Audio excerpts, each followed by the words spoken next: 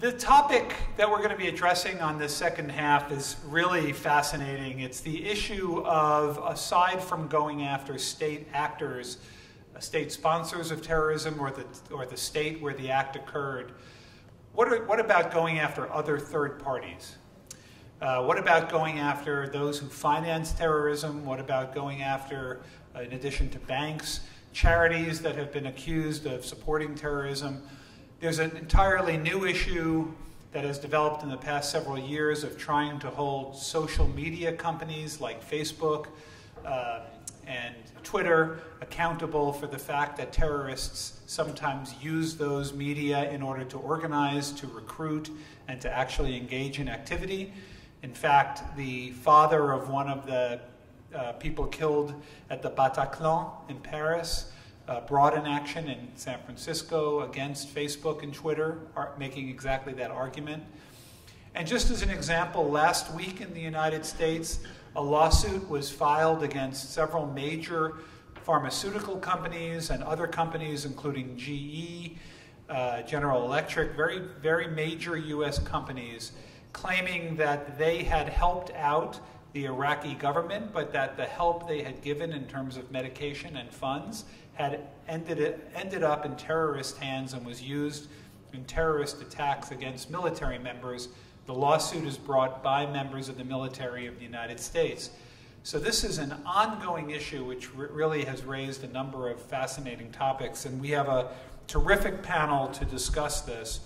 First of all, we have Professor Clive Walker, who is a professor emeritus of criminal justice studies at the University of Leeds in the UK. He's received the title of Queen's Counsel in recognition of his work with the government in connection with terrorism. He is considered a dean of issues related to terrorism, both criminal and civil, particularly in the criminal aspect, but with respect to compensation from those criminal actions. He was doing this, has been working in this area for 20 or 30 years, I think, before many others became involved in the subject.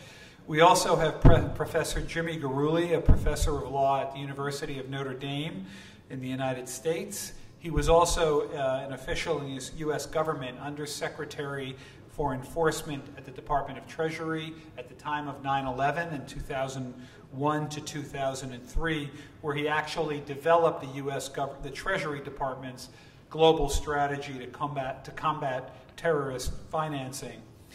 And we're particularly honored today to give in addition to the UK and the US perspective on these issues, Dominique Attias, who is an expert in human rights and the rights of women and minors. She is currently the vice-bâtonnière, the vice president of the Paris Bar, and a well-known lawyer in Paris, under whose leadership these issues have received a great deal of attention. We're particularly thankful that she's traveled here to address us today. So with that introduction, I'd like to start with Professor Walker, and he will be talking to us about the UK perspective.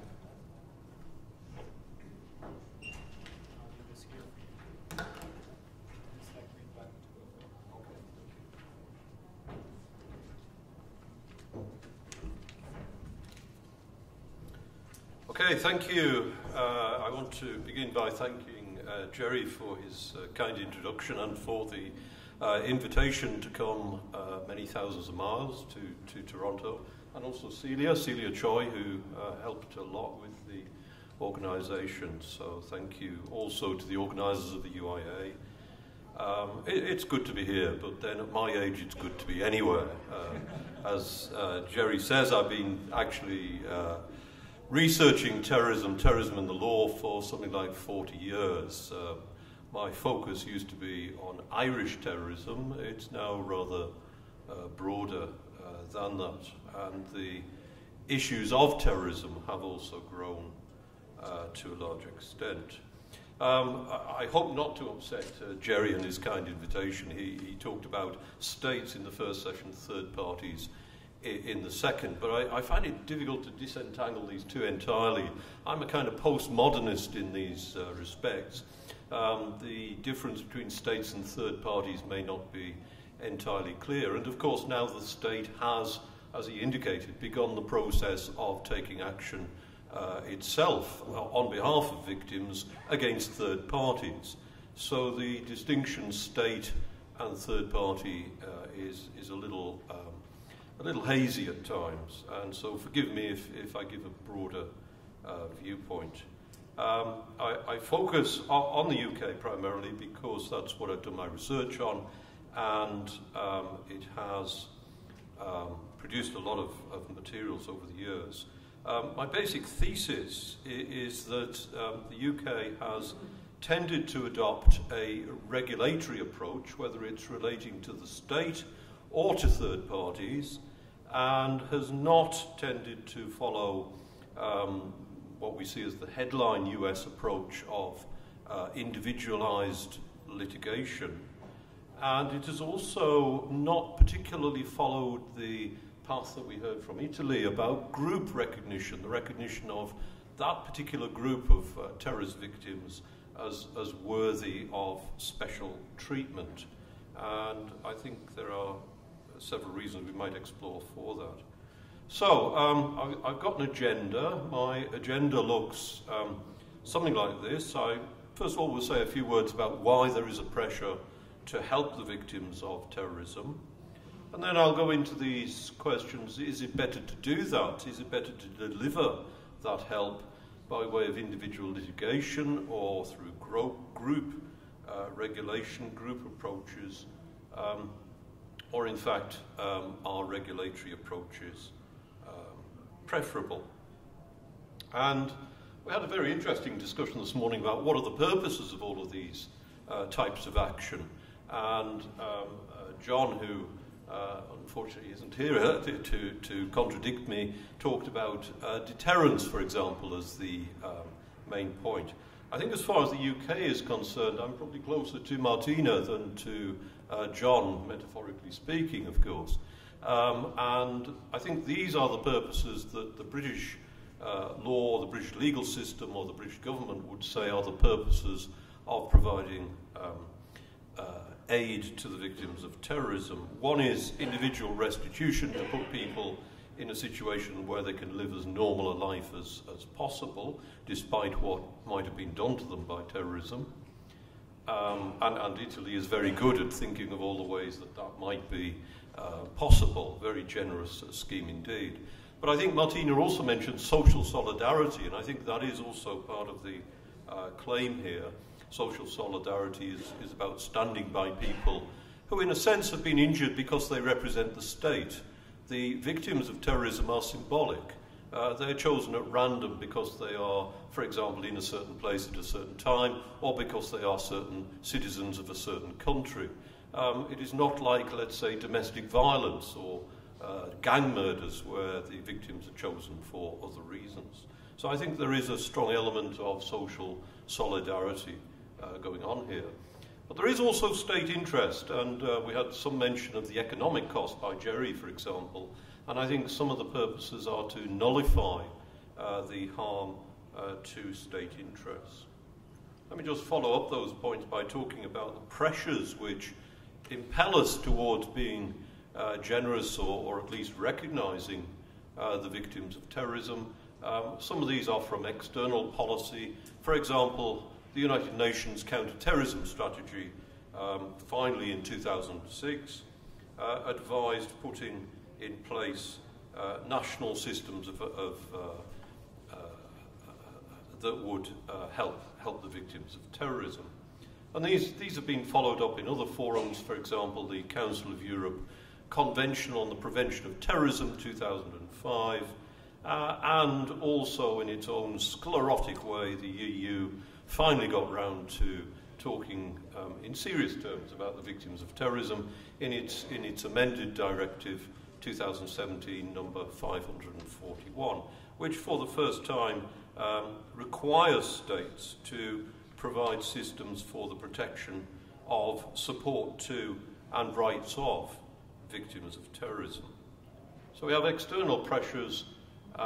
Those external pressures are solidified further by human rights law, which in Europe often involves the European Convention on Human Rights. I cite here some cases which I think are cases of victims seeking remedies for a failure by the state to protect them, or a failure by the state to provide remedies for them. I won't go through all of these. A lot of them are against Britain, and a lot of them arise from Northern Ireland and the failure of Britain to investigate the many deaths and murders in Northern Ireland over the course of 30 or 40 years. The first one mentioned, Tagayeva, is actually arising from the Beslan school siege, where the Russian state was ruled to have failed to protect the victims of terrorism. The Russian state wasn't too interested in that judgment. Okay, there are also internal pressures, so human rights litigation is also part of the pressure. But we do also have some pressure groups which are putting forward ideas for change. Two that I'll mention.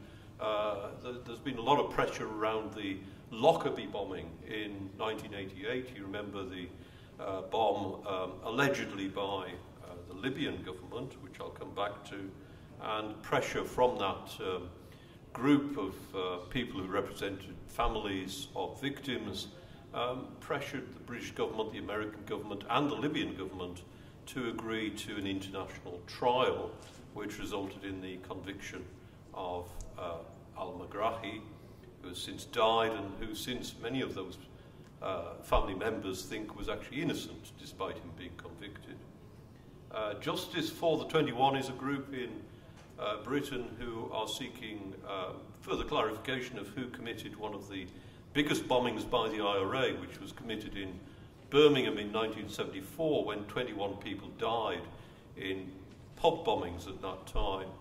And the people initially convicted, so-called Birmingham Six, were acquitted of those crimes in what was seen as a major miscarriage of justice, a major scandal of British justice. They were acquitted in 1990. And the result is that nobody has been convicted of the 21 murders. They have now pressured the British state into holding a coroner's inquest.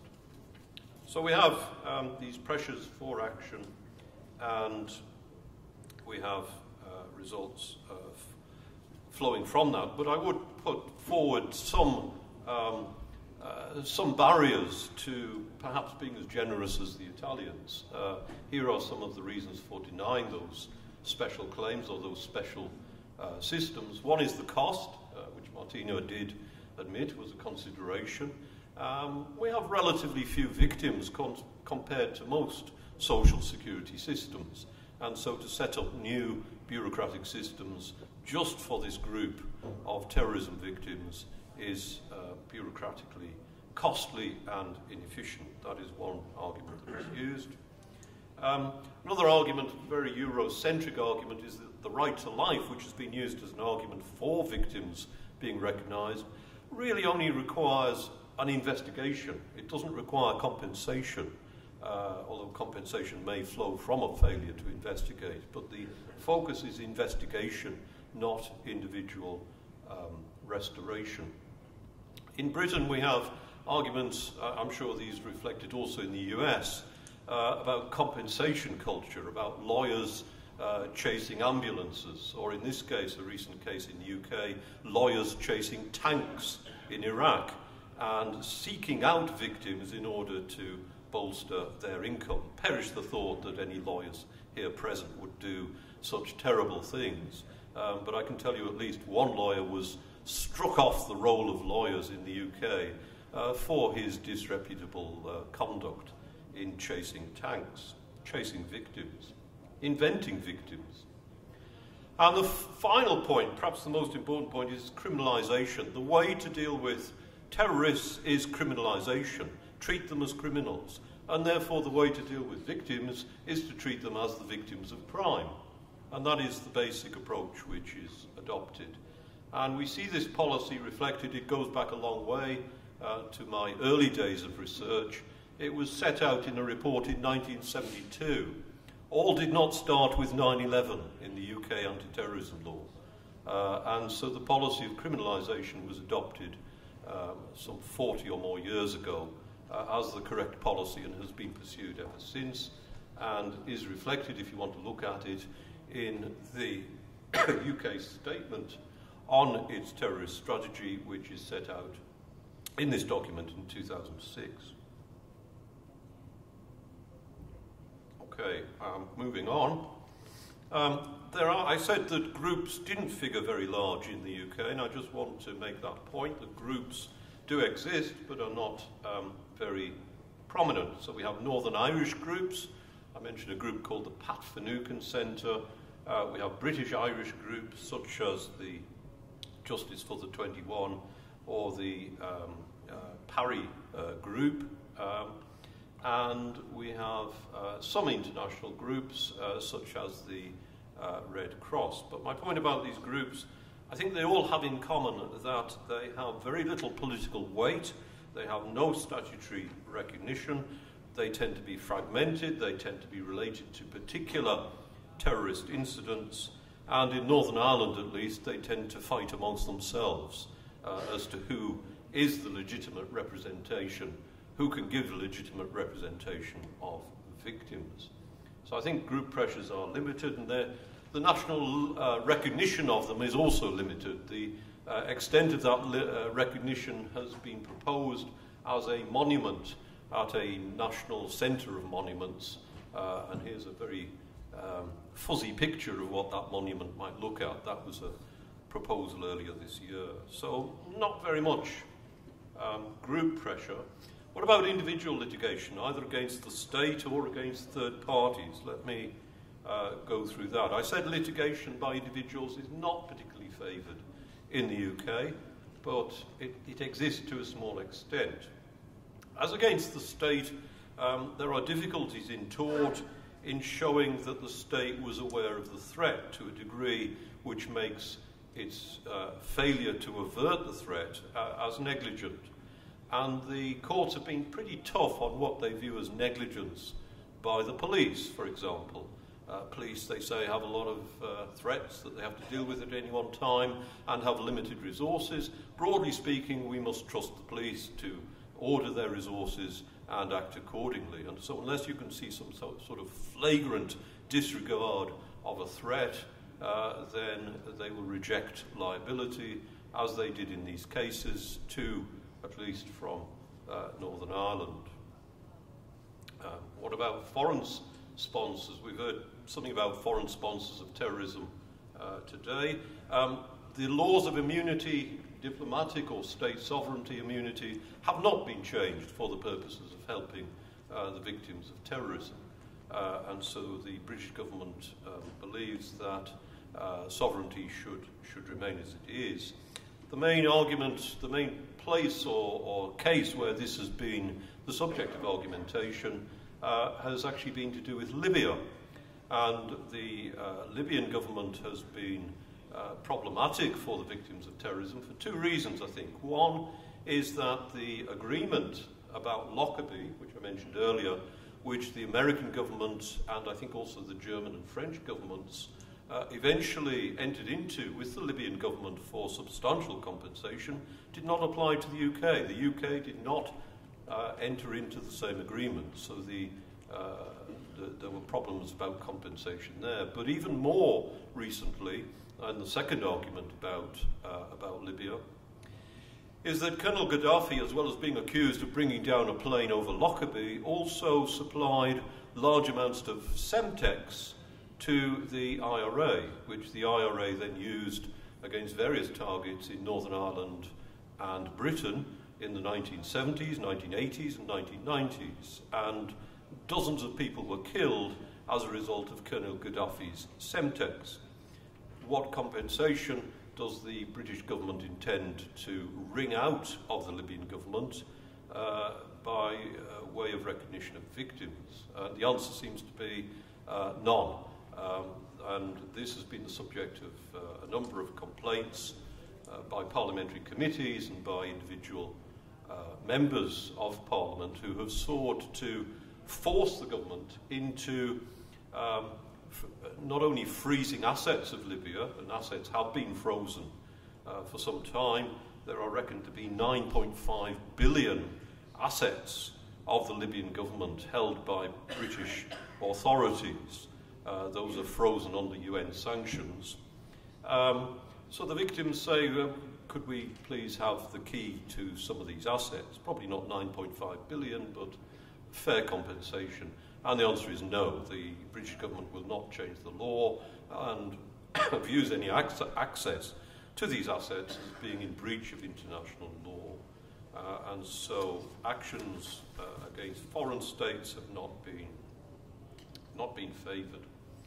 Actions against individuals or groups, we have had one case at least, one interesting case, sorry, two cases of actions against individual terrorists. Now these are going to be rare because, as was said earlier, most terrorists either have no money worth suing for, or they are dead, or we don't know where they are. But that's not always the case, and here are two cases where action was taken against people accused of terrorism crimes which had resulted in victims. One arose from a very serious bombing in Northern Ireland in 1998 at Omagh, which resulted in the deaths of about 25, 28 people, somewhere around there.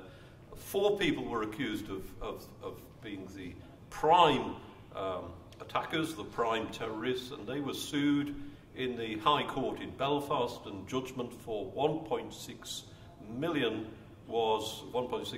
pounds sterling was awarded against them.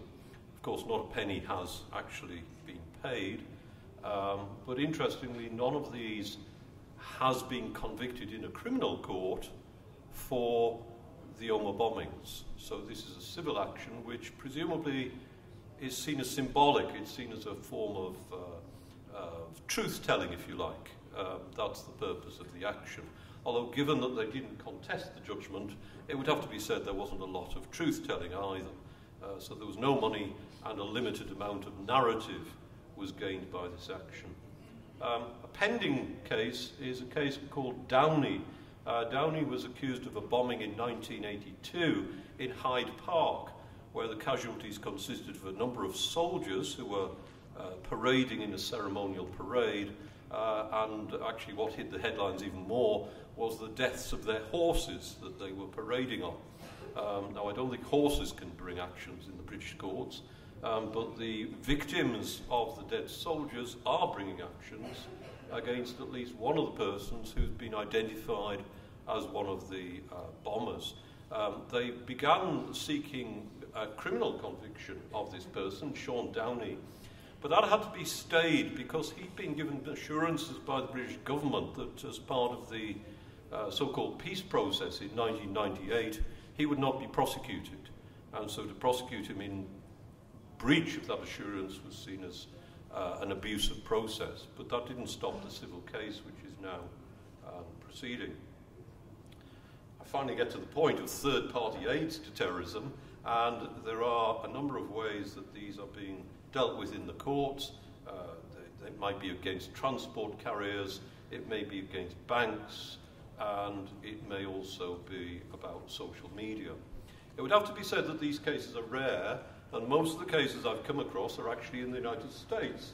So, for example, the case of Weiss against the National Westminster Bank, case in the US against the National Westminster Bank for aiding by holding its bank accounts, a group called Interpol, which is accused of being allied to Hamas. And so we have some cases. I was interested in what was said earlier about these cases. These are cases which are used to force, what was it said, force third parties to be more diligent, it was said.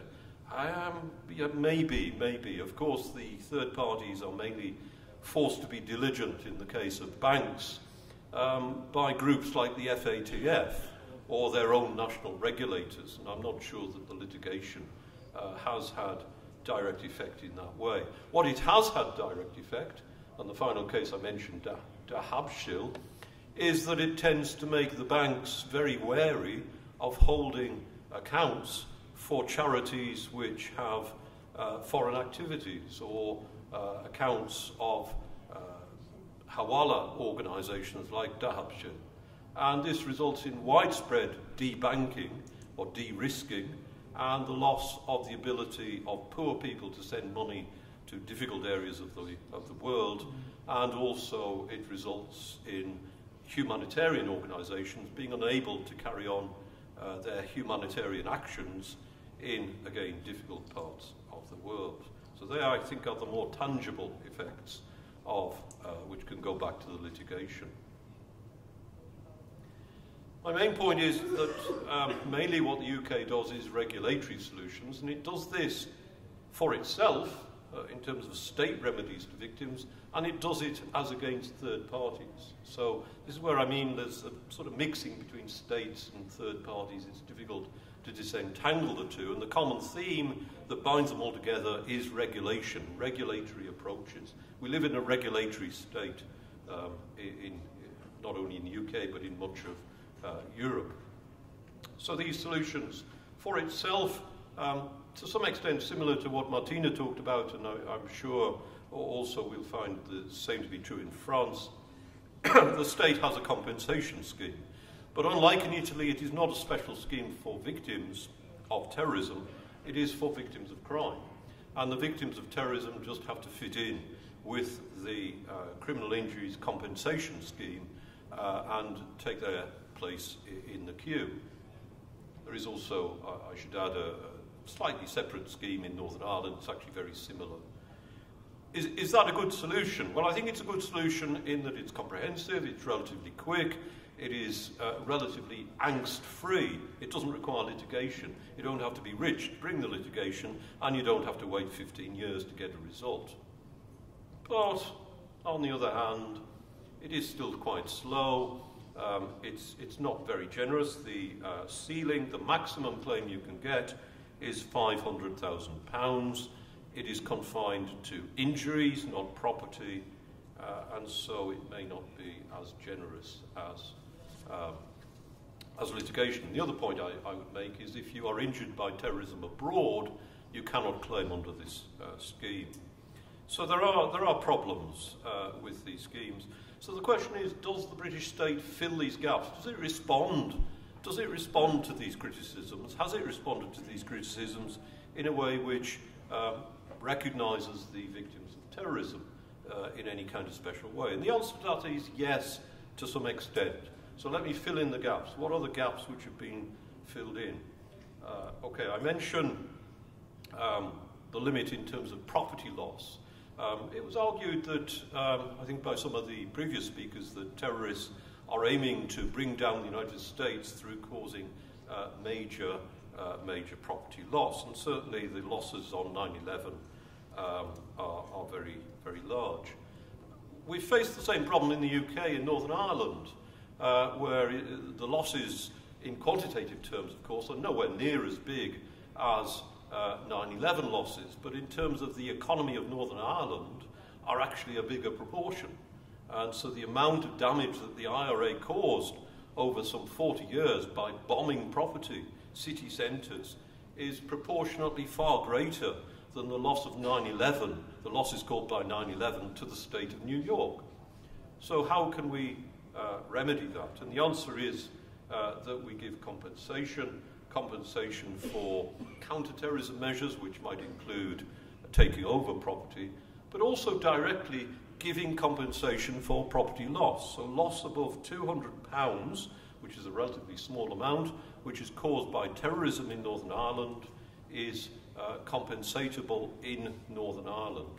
So this is a way of showing social solidarity and is a response to the point made about terrorists aiming to bring down the state through undermining its economy. That was a possibility in Northern Ireland, and that has been the response.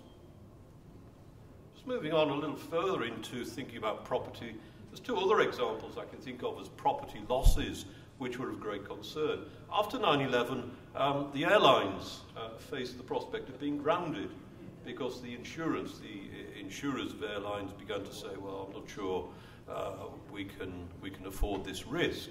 And so a number of governments, including the US, the UK, Australia and elsewhere, set up reinsurance programs which gave the insurers the confidence to continue insuring the aircraft. And so This could have cost a lot of money. In fact, it didn't. It was a real promise, but it didn't cost money because the number of airline attacks was limited through the extraordinary security that we all enjoy as we pass through airports. A further example of commercial property loss of third parties is commercial property, particularly in the City of London, in big cities in England. And I mentioned that the IRA tried to bring down the Northern Ireland state through economic means. It also got the idea in the early 1990s that it could actually gain the attention of the British government and gain concessions by big bombs in the City of London. So the financial centre of London is a kind of crown, jewel in the crown of the British economy. If you can force all the big financial institutions to go, God forbid, to Frankfurt, I'm sure Paris would be nicer, then you really damage the British economy, and they will, of course, agree to whatever demands IRA want to make. The response to it was, again, a reinsurance path that instead of allowing the insurance companies to withdraw, they were given confidence by the setting up of a government reinsurance fund, which has made payments, but those payments have been offset, more than offset, by the extra premiums paid by those who can afford the premiums, which are charged by an organisation called Pool Re, which is a government-owned reinsurance company. So the scheme has worked fairly well, although what we found in recent attacks, remember there were some attacks in London earlier this year, and there was an attack at London Bridge, and a number of people were killed. A lot of the properties damaged there were small businesses, not big businesses, and what we found is that most of those small businesses had not paid the premium, and so were not covered by terrorism loss. And the other thing we discovered is that Pool Re doesn't cover business dislocation. It covers basically physical damage and not dislocation. So those issues are being looked at.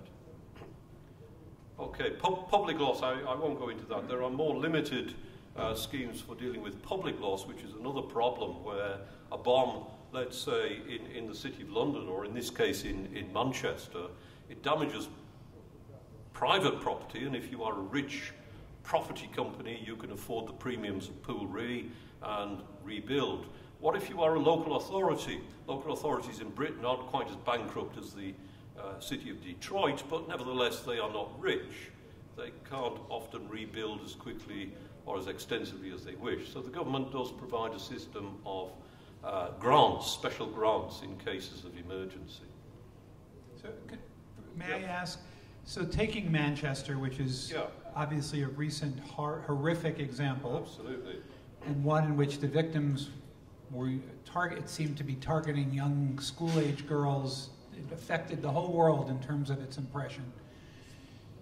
In the UK, could you imagine lawsuits against third parties arising from that? Could you imagine a lawsuit against the concert venue for not providing sufficient security? Could you imagine lawsuits against, I forget which singer, it was a well-known woman singer. Ariana Grande. Ariana Grande. I'm sure she's your favorite. She's one of my favorites.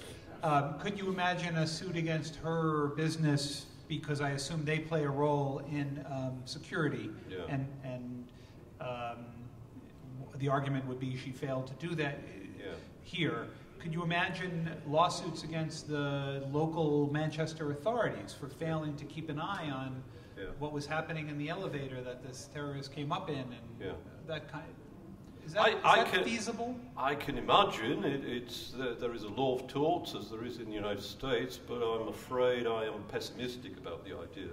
And the reasons why I'm pessimistic is that if we take, first of all, the public authorities, as I mentioned, they are viewed as generally having lots of demands on their time and on their resources, and they have to balance those resources. So you'd have to really see some kind of egregious fault, I think, before you were able to sue in tort, that they've been clearly told this is a target on such and such a date and such a time, and they have failed to respond to a clear warning threat.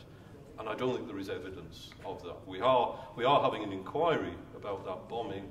We will find out. But if we go back to 2005, to the London bombings, transport bombings in the London Underground, we had a big inquiry. Could the authorities have done more? And the answer to that is, well, of course, if you gave them twice as much money, they could do more. Had they ever heard of the 4 people who blew themselves up? Yes, they had heard of 2 of them. But then 20,000 people are suspects. Sorry, 23,000 people are suspects. Can they lock them all up? No, they can't. They don't have the evidence. So I think that's the kind of realm that you're in, and so I'm pessimistic. As far as the private organisers, the private owners, I'm not sure who the private owner is of the Manchester Arena, probably some big property company. They will almost certainly have had good security. Why am I sure of that? Because they are carefully advised by the police, by the counter-terrorism police. Any big public arena, including city centres, shopping malls, places of entertainment, are visited by the police, and they are told what they have to provide by way of security guards, by way of CCTV, exit points and so on. And if they don't provide it, they won't get an entertainment licence. They'll be shut down. And so I would be confident that, again, unless there is some kind of extraordinary, egregious event that has occurred, that they failed to deliver on that night, I doubt that you're going to be successful. The person who carried out the bombing, Salman Abedi, had they heard of him? Yes, I knew his father. He was a well-known anti-Gaddafi activist. He'd been in the country for many years and had been the object of some suspicion at one time, and then, of course, became actually an object of someone who we wanted to talk to, particularly after Gaddafi. So he's well known. His son, I think, was known as well, but mainly in the context of being anti-Gaddafi, rather than anything to do with Islamic State or Al-Qaeda. So we're having an inquiry. We'll see if there's any more, but I'm doubtful. Okay. Let me just, I'm nearly finished, honestly. Let me just finish off. There's a few more slides to show you some special schemes. I mentioned if you are attacked abroad, then the criminal injuries compensation scheme does not cover. This is a big problem because, of course, British citizens and American citizens and Canadian citizens, they go on holiday. So where do they go? They go to Bali in 2002, or they go to Tunisia in 2015, and they die. And maybe these places have a compensation scheme, maybe they don't. And even if they have a compensation scheme, it tends to be far less generous than what is the scheme in the UK. So after much lobbying, eventually in 2010, a special scheme was set up for victims abroad.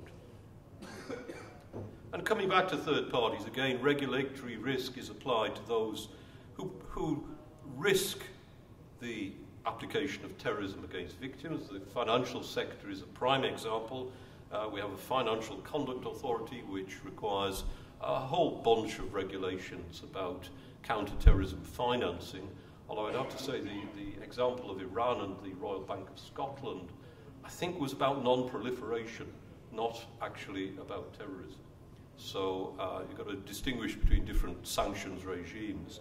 HSBC has been fined eye-watering amounts in New York for money laundering, although again it's mainly, I think, about Mexican drug cartels rather than about terrorism. Charities were mentioned, and charities are a source of vulnerability. I was looking at some figures the other day, and of course charities become vulnerable, particularly when they have overseas operations in places like Syria or Iraq or Palestine. And the figures that I was given were these, that there are approximately 15,000 charities in the UK which operate abroad, and 30% of that 15,000 have income less than £10,000. These are small-scale, amateurish operations. One can imagine the difficulties they face when they say, oh, we'll go to Syria and give money to poor people. It's a difficult business, and so some of them do get into difficulties. They are regulated, and increasingly regulated, by the Charities Commission. I would say up until 2010-11, Charities Commission was useless, which is why the case of Interpal arose. After 2010 or 11, the head of the Charities Commission was sacked and the regulations were increased. I think it's doing a much better job right now. Social media, the problem with litigation in the UK is that all these guys are in California. How can we get hold of these guys? We'd love to put them in prison, to be honest with you, because we all know that the social media, the internet is the source of all the world's ills. This is a well-known fact, but we can't get hold of them. So what we've done is we've negotiated with them for regulatory processes, for informal private regulatory processes. I would call this a kind of corporatist approach. We don't talk to the public, we talk directly to these big corporations, and we say, gee, this is in your interest, isn't it? Do you really want to get taxed more heavily? Do you want to find more regulation? So they produce a whole load of agreements, like they will take down any suspect site within 2 days. They will allow the police to be trusted flaggers. If the police contact them, no questions asked, the site goes. They will invest in themselves looking for extremist sites. And we've also begun talking to the American government about better mutual legal assistance. Speed things up. Okay, my conclusion. This is a very fragmented and often unprincipled process. The British are known, I think, for pragmatism, and so this, I think, reflects British pragmatism. Regulation, I think, is more suited to pragmatism. It's detailed, it's sectoral, rather than having some great principled statement. You could say we're not French. You could certainly say that. We don't believe in grand statements of principle. So what we have secured, I think, is social solidarity. We have secured state interests. I'm not so sure that individual or group interests have been so well secured. And may I finish with a word for my pension plan, which is as follows. If you want to know more, you've got to buy the book. Thank you. Thank you. Thank you. It was very interesting. One thing that is so interesting that everyone certainly has noticed is how every country's experience is so shaped by their own history. You referenced Northern Ireland so many times that clearly underlays so much of what the UK experience is. Martina referenced the beginning of all of this with mafia attacks and how to compensate victims of mafia, including police. Every country, in the US, obviously, 9/11 is our moment in history that has impacted everything. I just think it's so interesting to see how the countries are impacted by their own history, which creates their own solutions. Yeah. Thank you very much. Our next speaker is Professor Guruli, who will be talking about the part of the U.S. experience in terms of suing corporations who are alleged to have responsibility for terrorism. Well, thank you, Jerry. I want to thank you, first of all, for the invitation and the opportunity to speak before this group. I want to thank the UIA for sponsoring this discussion of a very important topic, and that is the rights of victims of terrorism and the opportunity to obtain compensation for acts of terrorism. So again, thank you very much. Let's see. Does this work? So I want to talk about legal remedies for the victims of terrorism against non-state actors.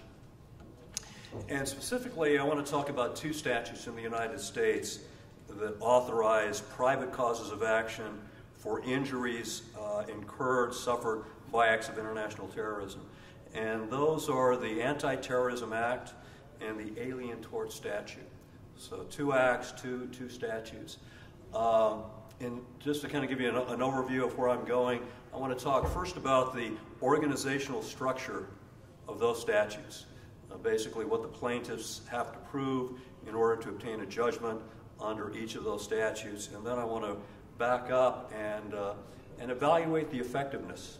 Have these statutes been effective?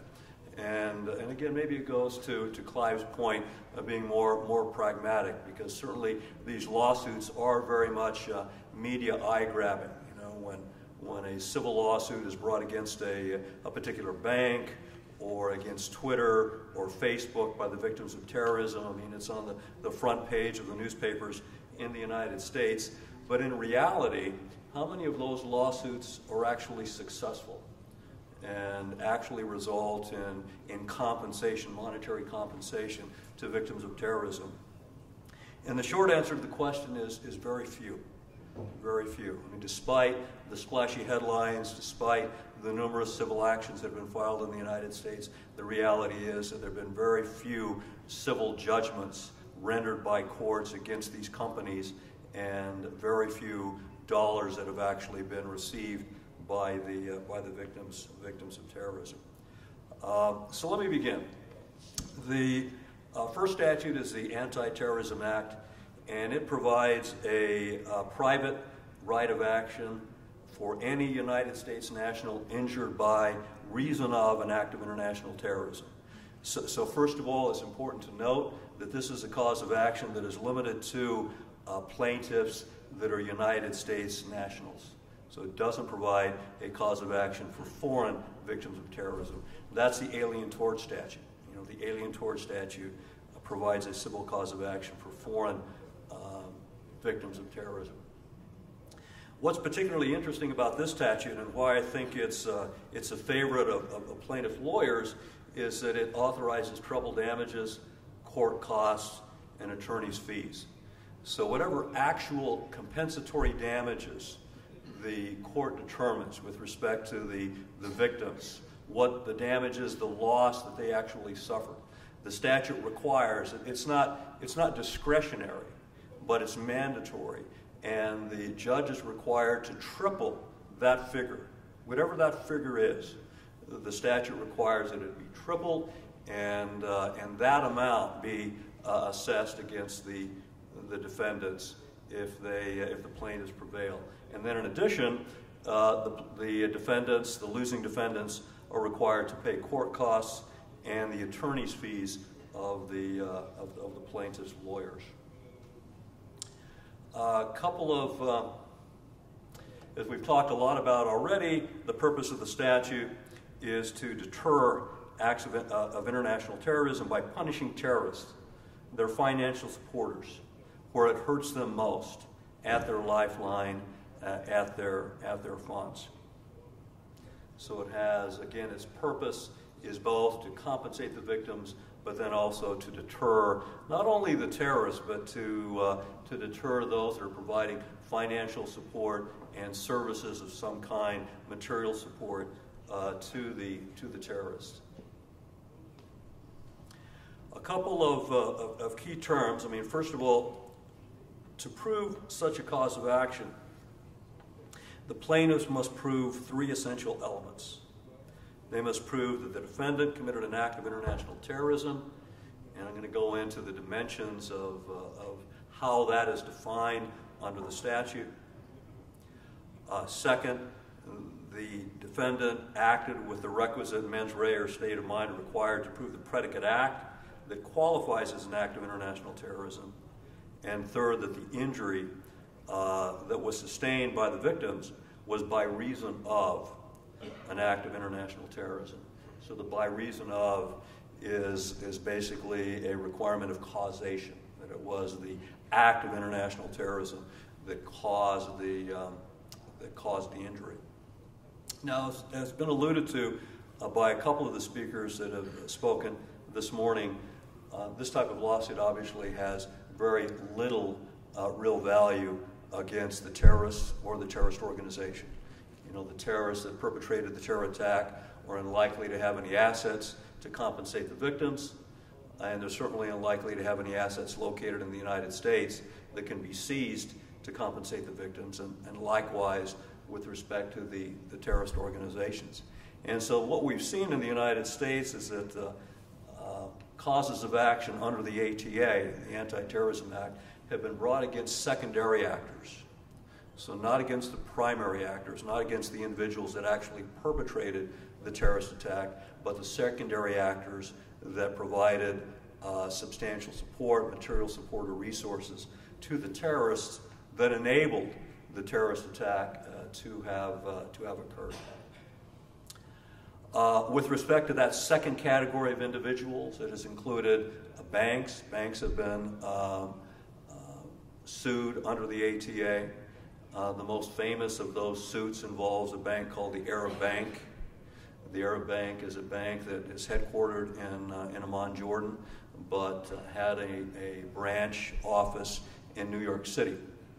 And that particular bank was sued by the victims of terrorism based upon the claim that Arab Bank had provided financial services to Hamas, and the provision of financial services enabled Hamas to engage in various terrorist attacks that resulted in the death or serious bodily injury of the victims. And I'll go into that particular case in a little more detail a little later. But again, going back to the elements. So the first element is the proof that the injury was caused by an act of international terrorism. Well, that term, international terrorism, has three dimensions to it. The first is that the conduct has to involve violent acts or acts dangerous to human life that are a violation of U.S. criminal laws. Acts dangerous to human life under the statute include, the courts have determined, include the provision of material support or resources to a foreign terrorist organization. Now, this is really interesting because here we have the civil statute, the ATA, incorporating by reference a criminal statute, the material support statute, that makes it a crime that, if the defendant is convicted, could be sentenced to up to 20 years if he or she provides something called material support or resources to a foreign terrorist organization. And organizations like Al-Qaeda, ISIS, Hamas, and others have been designated by the State Department as foreign terrorist organizations. So any provision of support to those organizations is a violation of the criminal statute, and under the criminal laws, the defendant must be proven guilty beyond a reasonable doubt. But it's also a basis upon which a civil cause of action couldn't be based, because this involves acts dangerous to human life and therefore an act of international terrorism. So the argument is that the bank, for example, provided financial support to the terrorist organization. That violates the criminal statute and serves as a basis for liability under the ATA. Second, with respect to what it's this definition of international terrorism, the statute provides that the act, the conduct, must appear to be intended, not actually intended, but appear to be intended to intimidate or coerce a civilian population, or to influence the policy of a government by intimidation or coercion, or to affect the conduct of a government by mass destruction, assassination, or kidnapping. So you don't have to, the plaintiffs don't have to prove all three, they just have to prove that the act of international terrorism what appears to be intended to further one of those subsections of the statute. And then there's a extraterritorial dimension to the definition. Again, it's international terrorism, that the injury was caused by an act of international terrorism, not domestic terrorism, international terrorism. So there's an extraterritorial dimension to the statute, which requires that the act of terrorism occurred primarily outside the territorial jurisdiction of the United States or transcends national boundaries. The second requirement is this requirement of the injury has to be by reason of, under the statute, has to be by reason of an act of international terrorism. And that requires that there's a sufficient causal connection between the injury and the conduct. And basically this means that that the conduct was the proximate cause of plaintiff's injuries. And this is where it gets a little confused, I think, between primary actors and secondary actors. Because with respect to primary actors, the actual terrorists themselves that perpetrated the terrorist act, of course, the issue is whether or not that conduct was the reason, or the injuries were by reason of that act of international terrorism. But with respect to the aiders and abettors, the secondary actors, the banks, the charities, the social media, the Twitter, the Facebook, I don't believe that the statute requires that they were the proximate cause, that they were the proximate cause of the injury. Instead, what has to be proven for the aiders and abettors is that their conduct provided substantial assistance. It involves substantial assistance. It aided in a substantial way the terrorist act, and that there was, and that the resultant harm was reasonably foreseeable. That it was reasonably foreseeable, for example, that if the Arab Bank provided financial services to Hamas, that terrorist attacks could follow as a result of the provision of financial services. And this, of course, has been a sticking point and a very difficult legal hurdle for the plaintiffs to overcome with respect to social media outlets. And so here there's a couple of problems with respect to this requirement of substantial assistance and reasonable foreseeability. So when Twitter or Facebook are sued by the victims of terrorism, then the plaintiffs have to prove that the use of social media provided substantial assistance to the terrorist organization. Now, how might that happen? Well, we know with respect to ISIS that has become particularly proficient in using social media to recruit new terrorists, foreign terrorist fighters, and to disseminate propaganda to inspire individuals, again, to join ISIS or other terrorist groups, or to perpetrate lone wolf type acts of international terrorism. So the question is, did the use of social media, Twitter or Facebook, did it substantially assist the terrorists? And if so, how? And then second, if so, was it reasonably foreseeable that if the terrorists were able to use social media to recruit terrorist fighters, that a terrorist attack or terrorist attacks would occur? And so this has been a very difficult hurdle for the plaintiffs to overcome, this reasonable foreseeability dimension or requirement under the statute. Okay. Wanted to just say a couple of things about the Arab Bank case quickly. So that ends up becoming kind of the benchmark case, because that's one of the few. I think there's actually two successful ATA cases in the United States, and this is one of the two, the Arab Bank case. And so it's the benchmark. We know that what they did was sufficient to support a cause of action under the ATA. Well, what did they do? Did they simply provide routine bank services to a terrorist organization, Hamas? And the answer to that question is no. What they did was well beyond that. They actually were responsible, at least as alleged in the civil suit, and found by a jury. The case actually went to a jury, a federal jury in the Eastern District of New York in Brooklyn. And the jury found Arab Bank liable under the ATA because they were responsible for overseeing the dissemination of funds raised for the surviving family members of suicide bombers. And so the use of the funds kind of followed this way. Monies were raised in Saudi Arabia to support the surviving family members of suicide bombers. So this was used as a recruitment tool.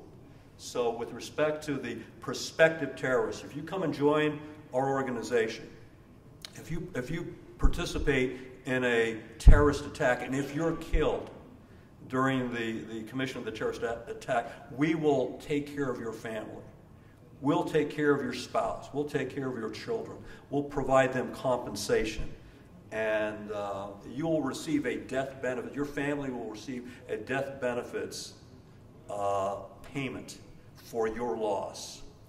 And it was the Arab Bank that was tasked with the responsibility of administering that program for the dissemination of those funds to the surviving family members of the suicide bombers. So it was that kind of extensive involvement between Hamas and the financing, the provision of financial services, that the jury in Brooklyn concluded was sufficient to establish the by reason of proximate cause required under the statute. At the same time, the courts in the United States have held that if you just provide routine banking services to a charity or to some other organization that's connected to a terrorist organization, that's insufficient.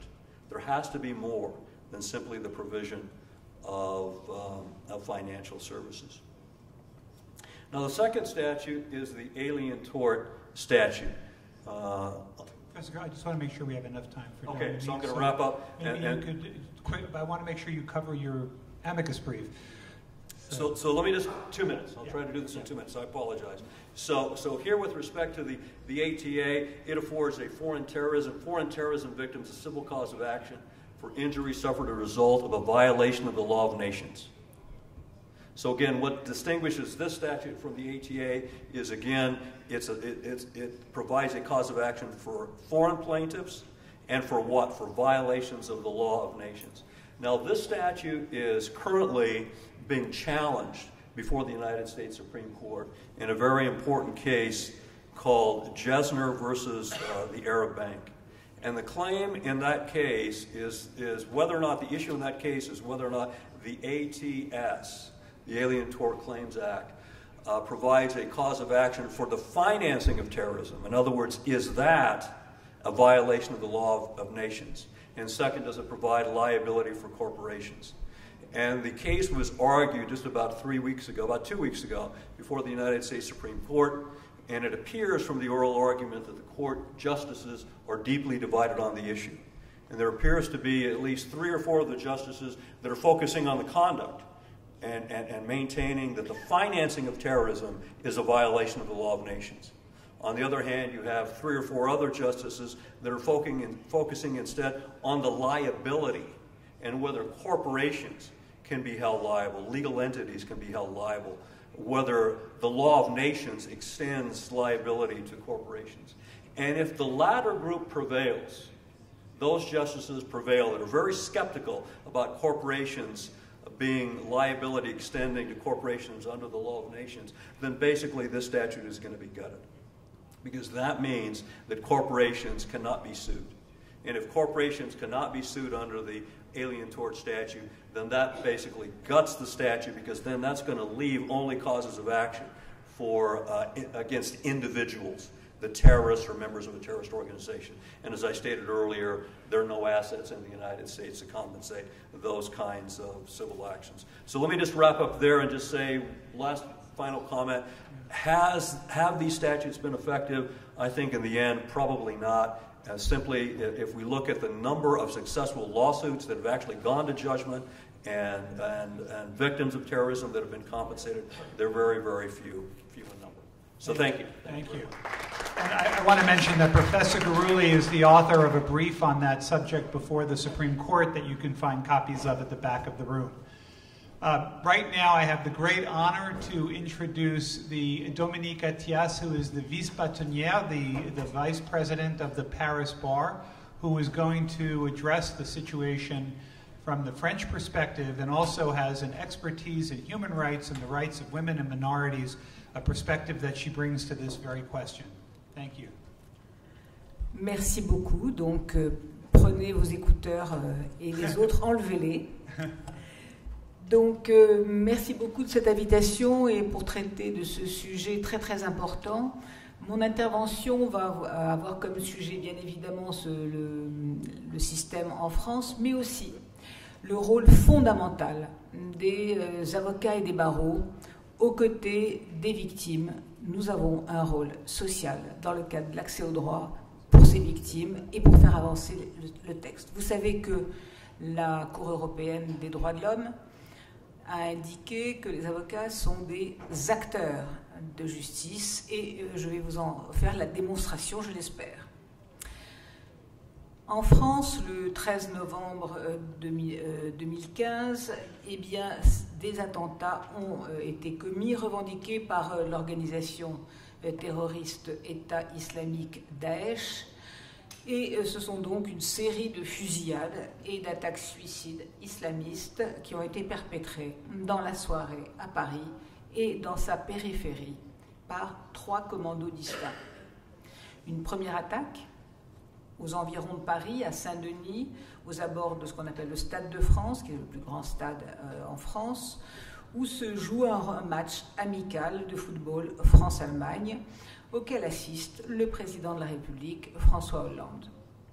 Le personnel de sécurité refusant l'accès aux personnes qui voulaient y rentrer et qui étaient donc des terroristes, eh bien, ces 3 terroristes se font exploser.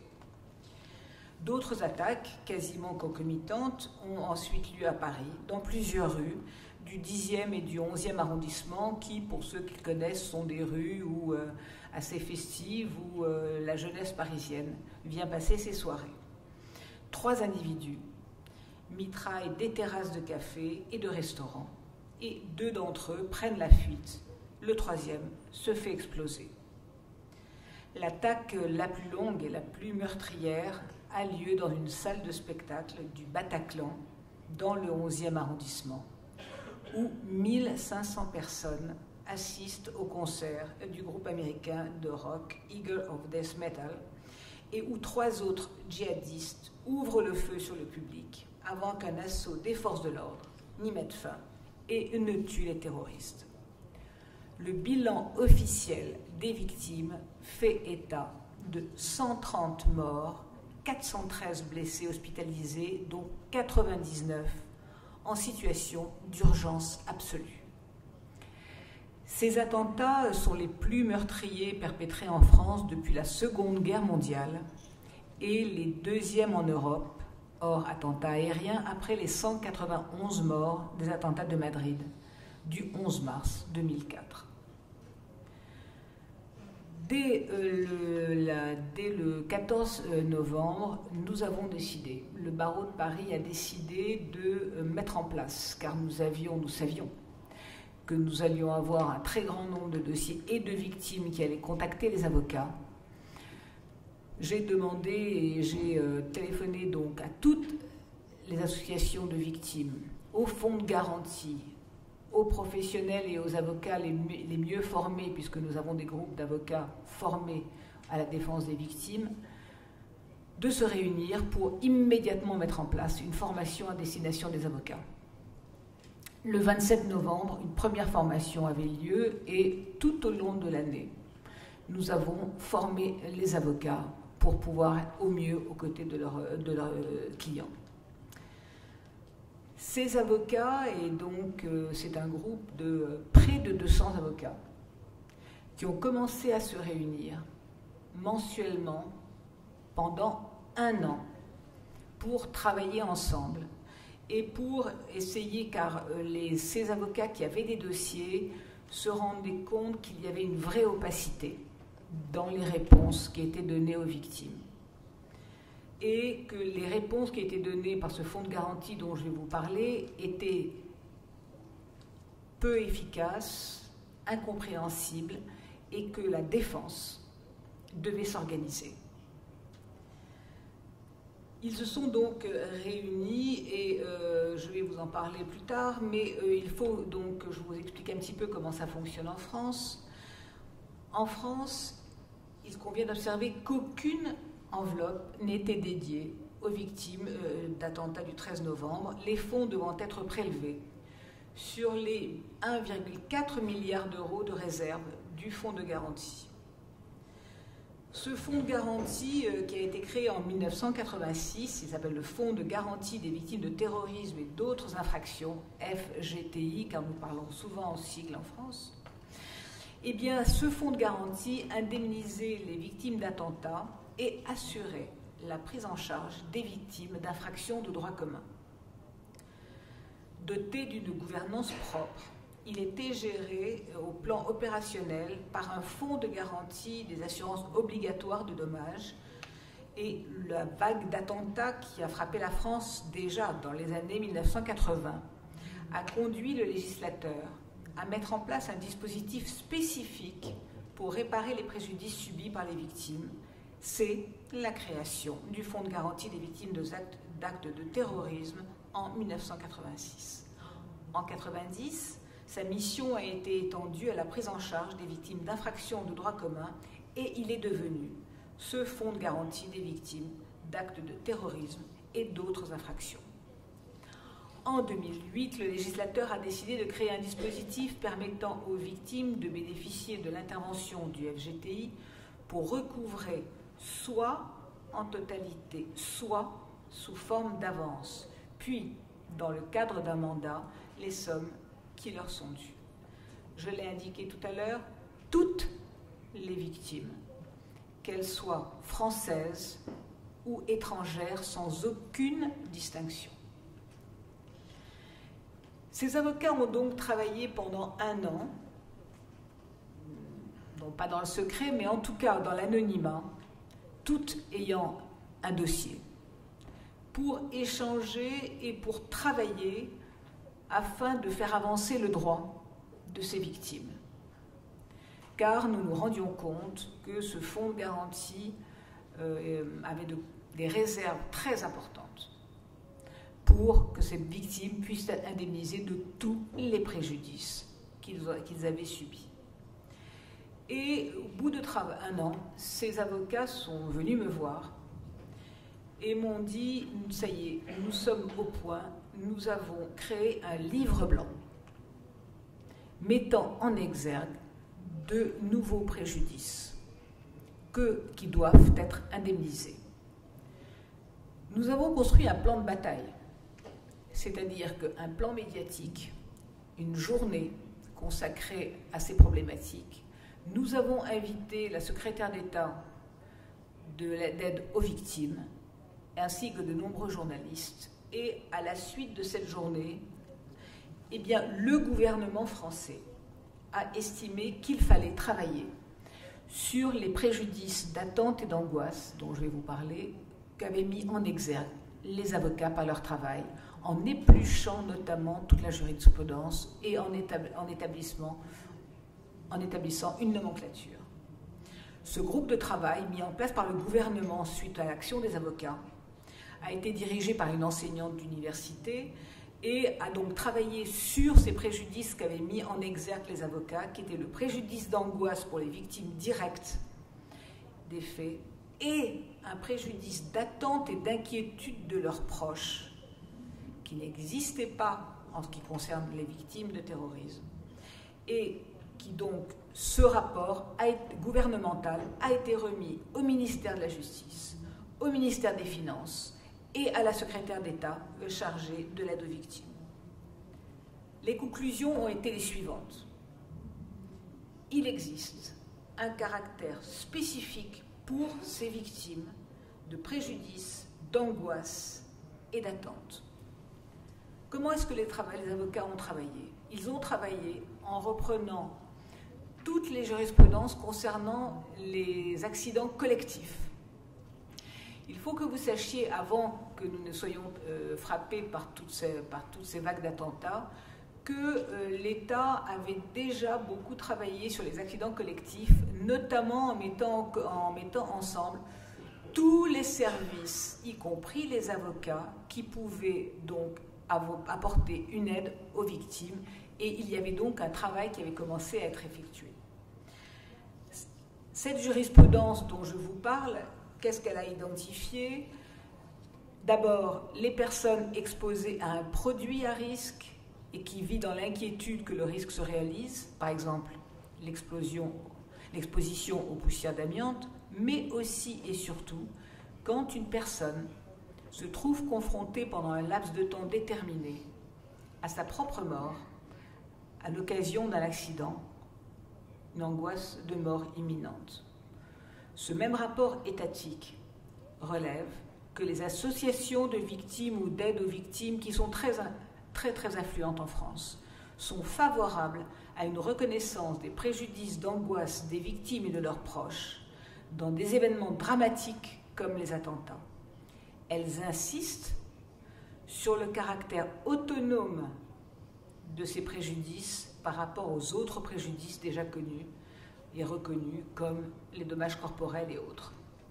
Dès lors, principalement dans le cas particulier des accidents collectifs, terrorisme, attentats, le groupe de travail étatique a proposé la reconnaissance des 2 postes de préjudice, notamment qui avait été mis en exergue par les avocats, un préjudice situationnel d'angoisse des victimes, mais pas seulement la victime, et c'est ça qui est aussi important et nouveau, le préjudice situationnel d'angoisse des proches.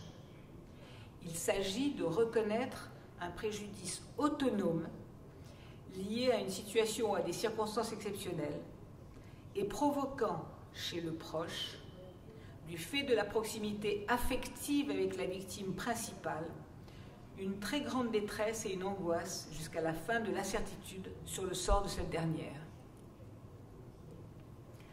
Je tiens à rappeler que les préconisations qui sont contenues dans le livre blanc et qui ont été reprises reposent sur une méthode d'évaluation extrêmement précise.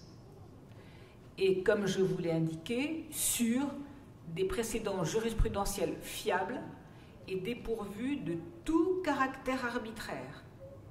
Plusieurs affaires ont défrayé la chronique en France. Une affaire qui s'appelle l'affaire de Puy-Seguin. Cette catastrophe était due à un accident de car et avait donné lieu dès l'année 2016 à une reconnaissance amiable des préjudices spécifiques nettement plus étendue que celle proposée aux victimes d'attentats. Une autre affaire qui s'appelle l'affaire du Queen Mary II, cette affaire concerne la chute d'une passerelle, au cours de laquelle 16 personnes sont décédées, 29 autres ont été blessées.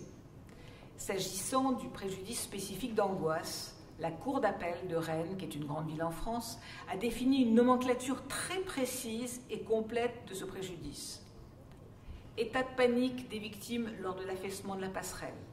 Détresse de celles et ceux qui n'ont pas perdu connaissance et ont assisté à la mort et à la souffrance d'autrui. Angoisse quant au sort de leurs parents. Amis, collègues de travail. Vous voyez que c'est assez large au niveau proche. Préjudice moral, résultant de l'impossibilité d'assister aux obsèques de leurs proches. Une autre catastrophe qui s'appelle la catastrophe d'Allinges, et là c'était une collision entre un train et un car scolaire. 7 collégiens étaient morts et 49 avaient été blessés gravement. Et là, le tribunal correctionnel de Thonon-les-Bains, le 26 juin 2013, a repris la définition du préjudice d'angoisse pour les victimes directes comme l'avait dégagé la Cour d'appel de Rennes. Dès lors, on a des critères très précis. 7 critères d'évaluation du préjudice d'angoisse des victimes directes ont été retenus.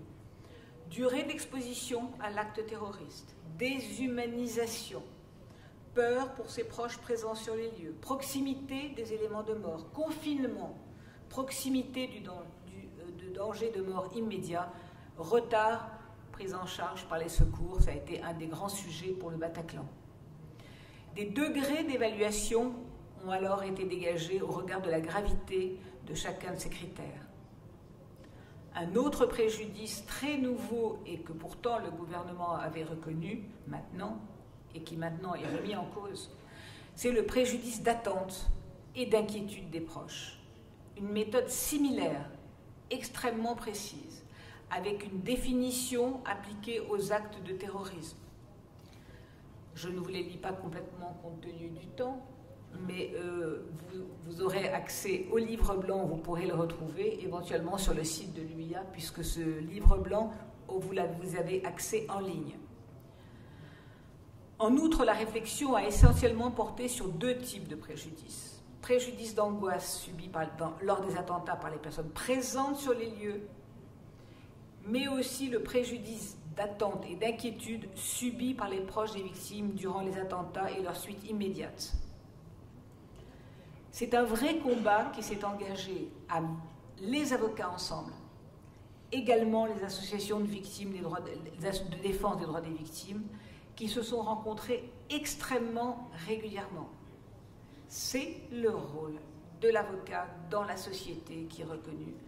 C'est vrai qu'en France, nous y vivons aussi avec des grands principes, et que le principe est que l'avocat a un rôle fondamental et social à jouer dans une société. Autrement, nous ne sommes que des marchands du droit, ce que nous ne voulons pas être.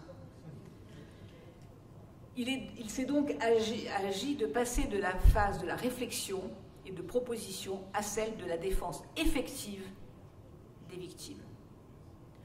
En mars 2017, après avoir adopté dans leurs principes les préjudices d'angoisse des victimes directes et les préjudices d'attente et d'inquiétude de leurs proches, le Fonds de garantie s'est prononcé le 25 septembre 2017, c'est-à-dire il y a un peu plus d'un mois, sur les modalités d'indemnisation de ces préjudices. Même s'il y a des progrès puisque cette reconnaissance existe, la déception que nous avons, et nous sommes en train de nous mobiliser comme une armée, car le droit des victimes est en train de régresser en France. En premier lieu, le secrétariat d'État chargé de l'aide aux victimes, qui avait été mis en place par le précédent président de la République, François Hollande, eh bien, ce secrétariat d'État a été purement et simplement supprimé lors de la formation de son gouvernement par le nouveau président de la République, qui pourtant est allé à nombreuses reprises à des manifestations en hommage aux victimes. Eh bien, il a été remplacé par une simple déléguée interministérielle à l'aide aux victimes. Ça a été immédiatement comme un coup de tonnerre et la mobilisation s'est mise en marche. En effet, ça veut dire que maintenant, nous n'avons plus en France d'interlocuteurs spécifiques dans ce domaine. Nous avons fortement regretté cette suppression, d'autant plus que le précédent secrétariat avait mis sur pied un groupe d'experts composé de 2 magistrats, de 2 avocats, de 2 représentants des assureurs, des médecins experts et des professeurs d'université.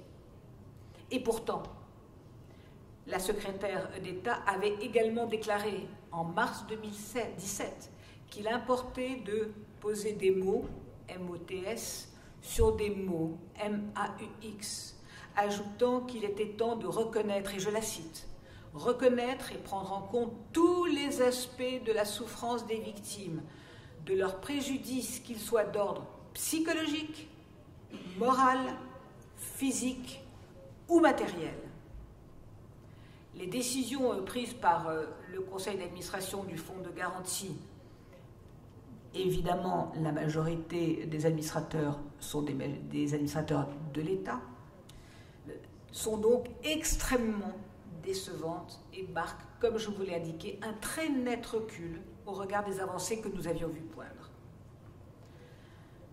Le livre blanc des avocats, eh bien, on n'en tient plus compte, même si on reconnaît que le préjudice d'angoisse des victimes directes existe, mais, et quand j'entends les sommes américaines, on rêve. Ce préjudice sera présumé pour les victimes décédées, évalué en fonction de la situation de la victime, écoutez bien, entre 5 000 et 30 000 euros. Pour les victimes blessées, il sera décrit de manière détaillée et sera individualisé dans le cadre de l'expertise médicale. Son montant compris, je n'ose même pas vous le dire, entre 2 000 et 5 000 euros. Préjudice d'attente et d'inquiétude des proches des victimes décédées. Afin de mieux comprendre les souffrances liées à la disparition des personnes proches, pouvant inclure l'attente précédant l'annonce du décès, le conseil d'administration, dans sa grande générosité, s'est prononcé pour une majoration de l'évaluation du préjudice d'affection comprise entre 2 000 et 5 000 euros. Le préjudice exceptionnel spécifique des victimes de terrorisme, le FGTI le maintient, sauf pour les personnes n'ayant pas été directement visées par l'attentat. Je vous rappelle que nous parlions des proches. Bonjour, le recul. Cette mesure ne s'appliquera cependant donc qu'aux victimes des attentats déjà survenus, mais, alors non pas, elle ne s'appliquera pas, mais uniquement aux éventuels attentats futurs. C'est un vrai recul et maintenant, les avocats se réunissent et vont désormais lancer des procédures judiciaires, car les avocats se sont mobilisés à la fois dans le préjudice indemnitaire, à la fois également, bien évidemment, au pénal, pour poursuivre les auteurs. Ce que préconise aujourd'hui le fonds de garantie n'est pas acceptable pour les avocats. Les quantums fixés sont très en dessous de ce que nous étions en droit d'attendre. Des quantums déconnectés de la réalité. Des quantums confinant au mépris des victimes et de leurs proches. La définition même de la notion de victime est remise en cause selon la vision que l'on s'en fait.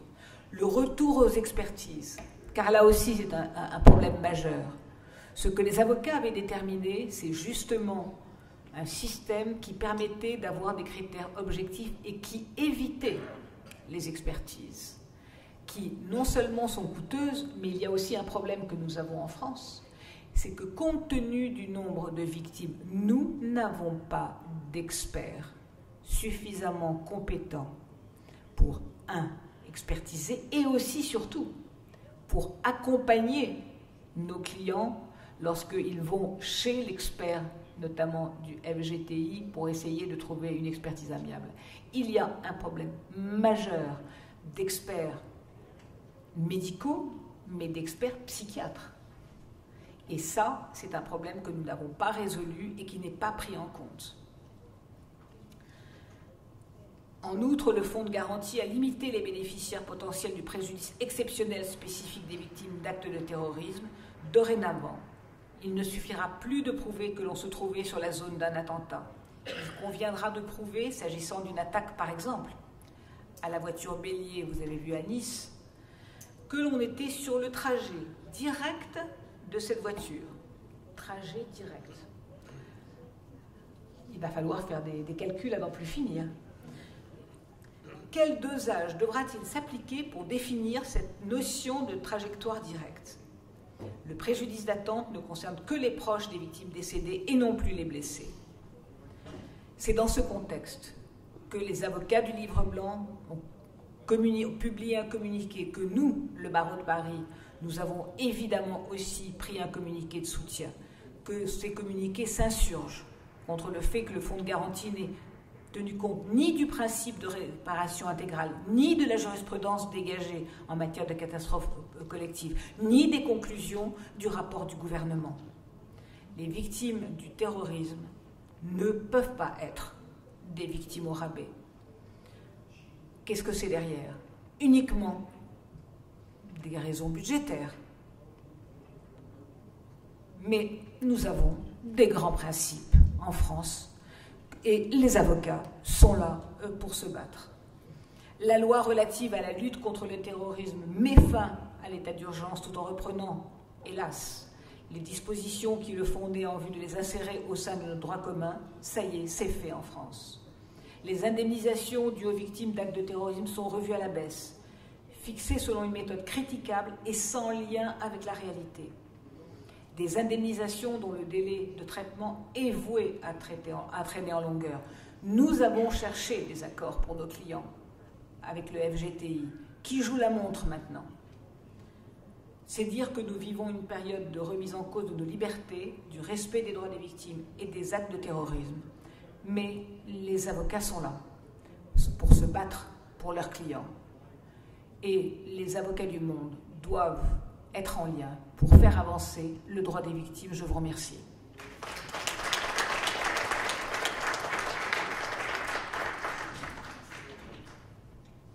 Well, thank you, everybody. This was a fascinating comparison of different approaches to the same topic.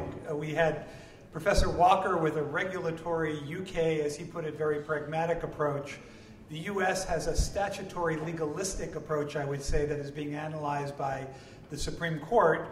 And France is a call to arms of lawyers, not only in France, but around the world, in the face of the insufficiency of the remedies available to victims, as so eloquently described to us by Vice-Bâtonnière Athias. So I want to thank everybody again for their excellent contributions.